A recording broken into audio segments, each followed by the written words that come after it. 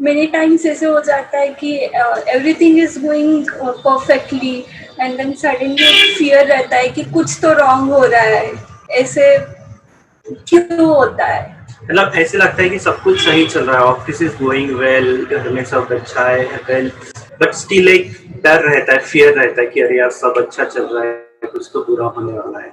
Basically अभी हुआ क्या है, जो मैं अभी आपके इस क्वेश्चन से आइडिया लगा पा रहा हूं कि अभी बाय गॉड्स ग्रेस आप लोगों की लाइफ अच्छी चल रही है, राइट?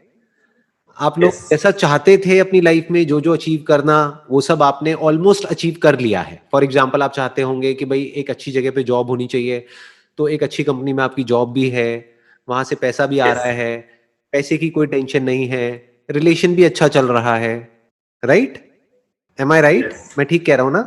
हाँ, तभी Yes, आप ये yes, क्वेश्चन yes, पूछ रहे yes, हैं। yes. हाँ, कि हेल्थ भी ठीक है अभी आपकी दोनों की, तो कहने का मतलब है अभी सब कुछ लाइफ में ठीक चल रहा है, लेकिन ये डर लग रहा है कि कहीं कुछ गलत ना हो जाए।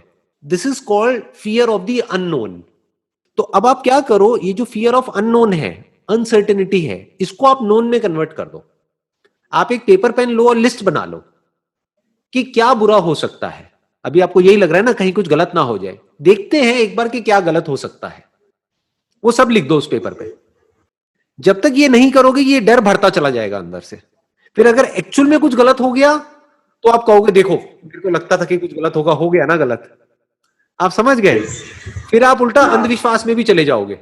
फिर जैसे ही कुछ गलत होगा या एक दो चीजें गलत हो जाएंगी तो आपको लगेगा देखो मेरी लाइफ कितनी बढ़िया थी, अब कुछ बुरा हो गया, कहीं कोई नजर तो नहीं लग गई, कहीं किसी ने कोई टोना टोटका तो नहीं कर दिया। आदमी उल्टे सीधे वहमों में पड़ जाएगा। आपको क्या Yes. करना है, इस डर को अगर जड़ से खत्म करना है, एक पेपर पेन लो और अपने डर का सामना करो। जिन भी चीजों से आपको डर लग रहा है, जो भी वर्स्ट केस सिनेरियोज आपके माइंड में घूम रहे हैं जिससे आपको डर लगता है, वो सब लिखते चले जाओ उस पेपर पे। जिसके होने की प्रोबेबिलिटी ज्यादा है, जिसकी होने की प्रोबेबिलिटी बहुत कम है, उससे क्या डरना है?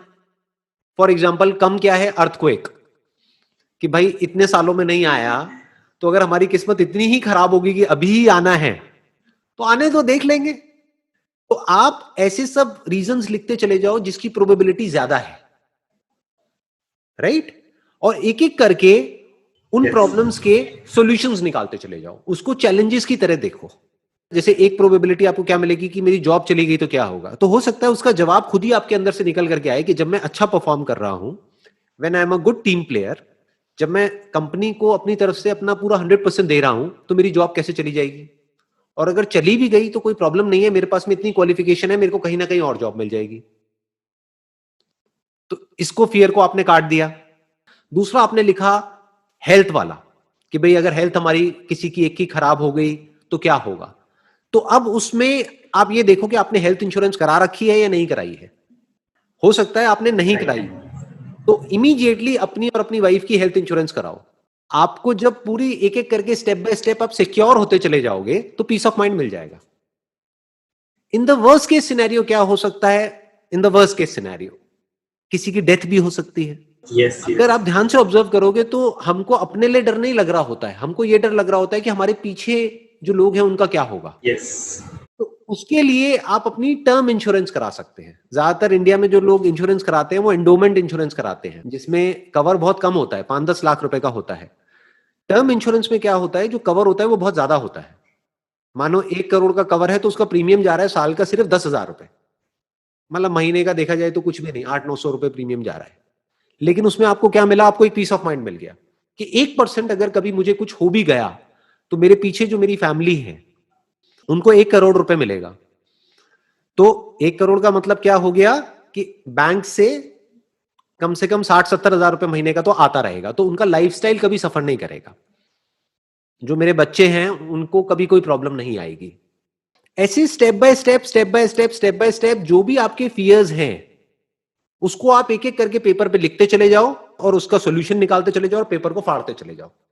या और बेटर, Okay. अगर डर को पूरी तरह से खत्म करना है, पेपर को आग लगा दो। अब घर में मत लगाना, कहीं घर में आग ना लग जाए, बाहर जाकर या छत पे जाकर के, ठीक है ना? छत पे जाकर के एक एक करके पेपर को आग लगा दो। ये आप किसको आग लगा रहे हो? अपने डर को आग लगा रहे हो। डर लगता है किसी ना किसी प्रॉब्लम की वजह से कि ये हो गया तो क्या होगा।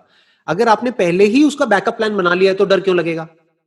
जैसे अगर आप एक गाड़ी में कहीं पे जा रहे हैं और स्टेपनी नहीं है गाड़ी में, तो डर लगेगा कि पंचर हो गया तो क्या होगा, पंचर हो गया तो क्या होगा। अरे पंचर हो गया तो स्टेपनी पड़ी है, डरने की जरूरत नहीं है।